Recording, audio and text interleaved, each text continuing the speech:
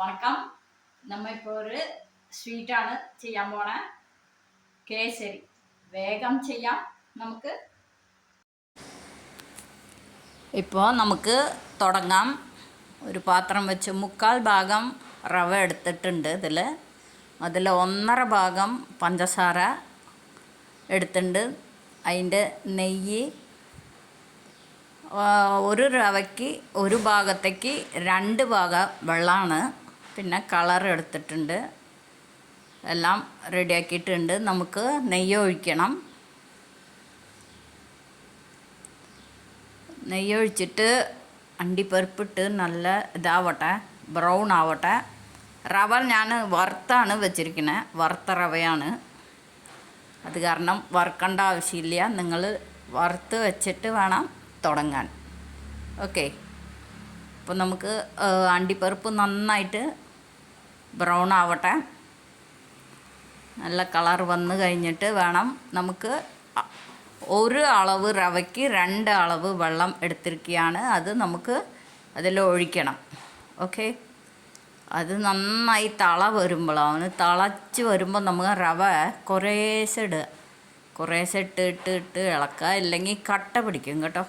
അത് കാരണമാണ് ഇട്ട് നമ്മൾ ഇളക്കി ആ റവയൊന്ന് വേവാവട്ടെ. വേവായി കഴിഞ്ഞിട്ട് വേണം നമുക്ക് പഞ്ചസാര ഇടാൻ. അതിന് മുന്നേ ഇടല്ല. കുറച്ചൊന്ന് വെള്ളം വറ്റി വരട്ടെ. 2 ഗ്ലാസ്, ഒരു ഗ്ലാസ്സിക്ക് 2 ഗ്ലാസ് വെള്ളം ഒഴിക്കുമ്പോൾ റവ നന്നായി വെന്തുണ്ടാവും. സോഫ്റ്റ് കേസരി കിട്ടും. അത് കാരണമാണ് 1ന് 2 വെള്ളം വയ്ക്കണേ. പിന്നെ പഞ്ചസാര ഇട്ട് പഞ്ചസാര മെൽറ്റ് ആവട്ടെ, അതുവരെ ഇളക്കുക. ഓക്കെ. ഇപ്പം നമ്മൾ ഏകദേശം എത്താറായിട്ടുണ്ട്. വറ്റി റെഡി. ഇനി നമുക്ക് കളർ ഒഴിക്കുക. ഞാൻ ലാസ്റ്റാണ് കളർ ഒഴിക്കാറ്. നെയ്യ് ഒഴിക്കുക.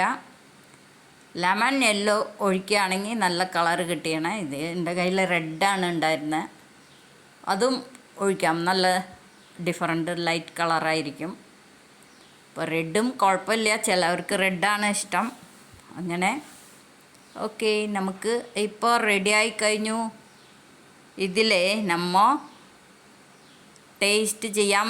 ഇത്ര ലിക്വിഡ് പോലെ തോന്നുന്നുണ്ടെന്ന് വിചാരിക്കല്ലേ. ചൂടാറുമ്പോൾ വല്ലാണ്ട് കട്ടയായി പോകും. മുറിച്ചെടുക്കണ ഭാഗത്തിലേക്ക് എത്തും. ഓക്കെ. നമുക്ക് ടേസ്റ്റ് ചെയ്തിട്ട് പറയാം. എല്ലാവരും ചെയ്ത് നോക്കൂ.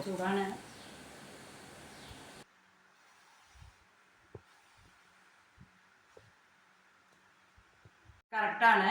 നമുക്ക് 1ന് 2 പഞ്ചസാര ഇടാം. 1 കപ്പ് റവയാണെങ്കിൽ 2 കപ്പ് പഞ്ചസാര ഇടുക. അപ്പം നല്ല മധുരം ഉണ്ടാവും. ഓക്കെ.